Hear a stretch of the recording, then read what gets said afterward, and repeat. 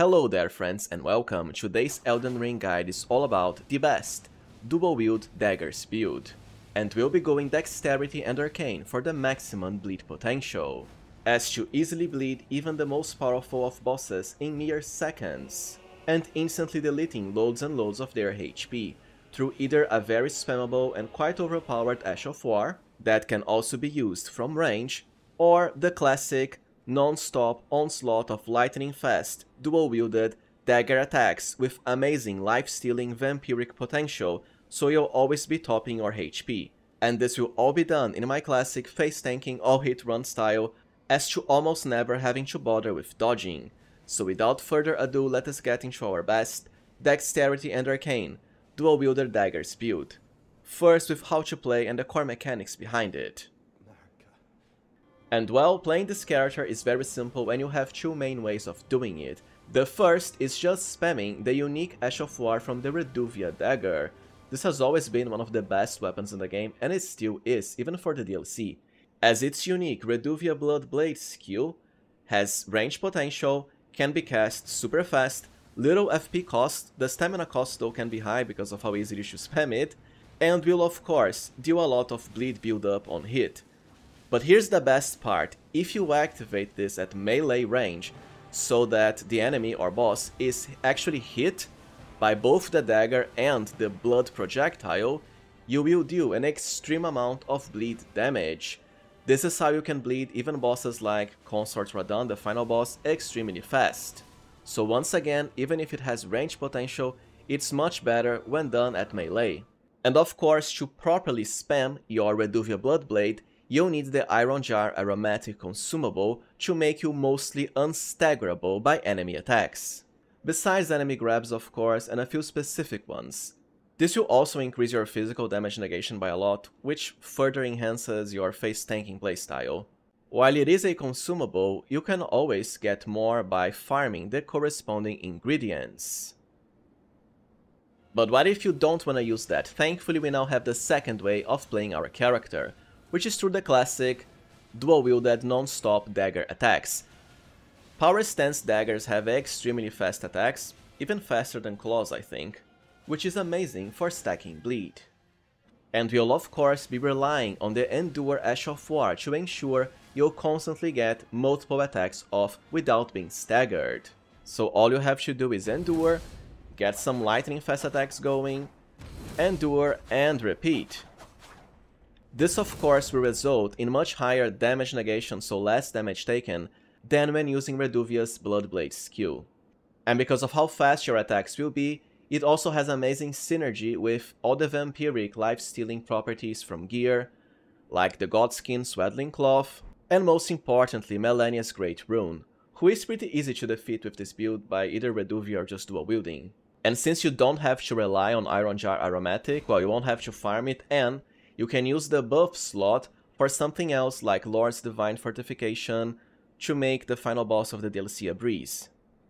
Now that we know how to properly play our dual daggers, Dexterity and Arcane fastest bleed build, let's get into level up and stat allocation. I decided to go higher with this build, but it's not necessary and I'll provide you ways of ending at a lower level. But for starters, Arcane is of course your most important stat. You want 60, and you can go as high as 80 if you have the points to spare, but it's not necessary. The higher your Arcane, the more damage you get and most importantly more bleed built up. Dexterity is amusingly enough not that necessary. You can for example end at just 14, because most of your damage will come from bleed. But if you have the points to spare because some of your weapons will have dexterity scaling, then you can go as high as 40, even 60. Vigor of course is as always important, you want 60 for a nice layer of HP. Just 8 strength to equip a certain shield properly. Faith can be useful if you have the points to spare. 25 is the best for a lot of the nice buffs, even 27 for the best holy damage negation buff, which is amazing against the final boss. Endurance is not that needed, 20 to 25 though will let you equip a lot of nice armors. The thing is, spamming both Reduvia's special skill or dual-wielded dagger attacks, because of how fast they are, you are constantly draining stamina, but even if you have high stamina, it's still gonna be drained fast. But I suppose if you have the points to spare, you can go as high as 50. as after that it's diminishing returns for stamina. Mind can be anything you want, but ideally 15 or 20, just so you can spam Reduvia more, but for Endure it costs very little FP already. Now let us cover gear for our Dual Daggers character, and this can go both ways, right? Depending on if you just wanna spam Reduvia's unique skill or dual wielded attacks. Assuming you just wanna spam Reduvia, then have it on the main hand, followed by whatever other dagger, so long as it has the Endure Ash of War. Even if I said to use Iron Jar Aromatic, Endure can still help because, well, under Iron Jar you won't be able to run, and you only have heavy fat rolling, so being able to quickly switch to Endure can help a lot against, for example, some enemy attacks where you can't roll like Radahn's Meteors. But well, it's just about spamming Reduvia anyways. If you want to dual wield, however, then have first a Blood Great Knife on the main hand, with the Endure Ash of War of course. It's a unique weapon in that it has amusingly high Dexterity scaling A, even at Blood, and we want the highest bleed potential possible. Followed by Reduvia on the offhand of course. You could of course dual wield Reduvias, but that requires New Game Plus or have someone gift a second copy to your character. I still wouldn't recommend it because you cannot apply Ashes of War to Reduvia, and you do need Endure if you really wanna get your lightning fast attacks chain going. But well, I suppose you could as always rely on Iron Jar, even for dual wielding if you prefer. I'd rather save it for bosses though, because I find farming ingredients rather boring. Since you are a dagger build, something fun you can do is go with the Black Knife on the main hand as well, just for its unique Blade of Death, as it will debuff the enemy's maximum HP based on how high their hit points are, which is of course very high for the DLC bosses. The idea is that you just activate this once to debuff the enemy, then swap back to Reduvia or another dagger you wanna dual wield. Besides that, just any Sacred Seal to cast your Faith buffs if you want.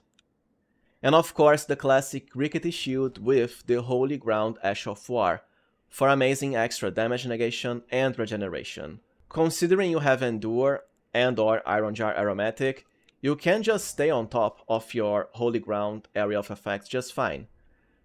Especially since Reduvia does have range on its Bloodblade skill. Oh, and don't forget, if you don't want to invest in Faith, get another dagger just for the Golden Vow Ash of War for buffing purposes. Now let's cover armors. Well, if you want to min-max, then White Mask as always, because it's extra damage on bleed and you're bleeding enemies super fast.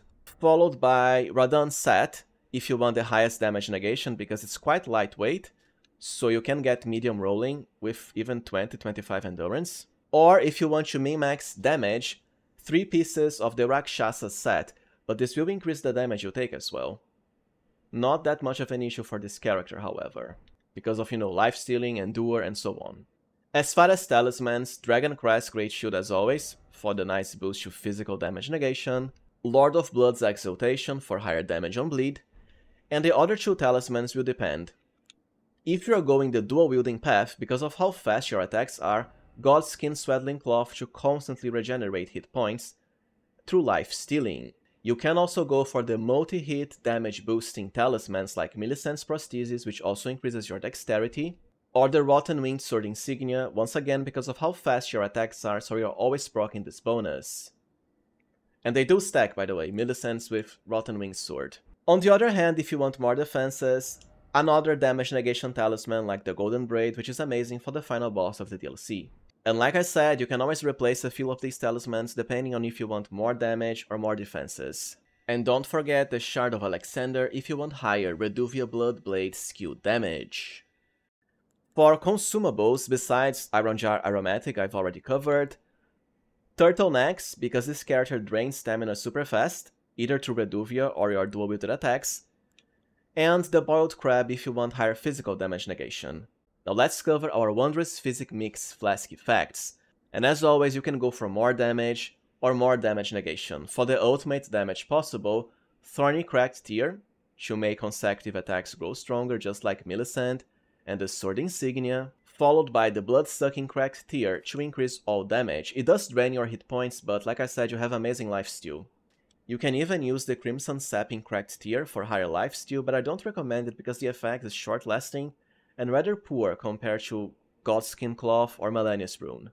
On the other hand, if you want more damage negation than the Opaline Heart tier, plus Thorny Cracked tier. You can even replace it for, let's say, higher stamina regeneration if you want, through the Green Burst Crystal tier. As always, I'm all about providing you with options to suit your playstyle better. And as far as great rooms, Malenius is the best if dual wielding, even if you're just spamming Reduvia because you can do it quite fast, so you will be restoring HP, or just Morgos as always for higher hit points. Well, alright friends, so this was it for our fastest bleed, dual wield daggers, dexterity and arcane character. If you found this guide useful, please remember to like, subscribe and also consider becoming a channel member if you can. I truly appreciate your support. Thank you for watching and see you next time, friends.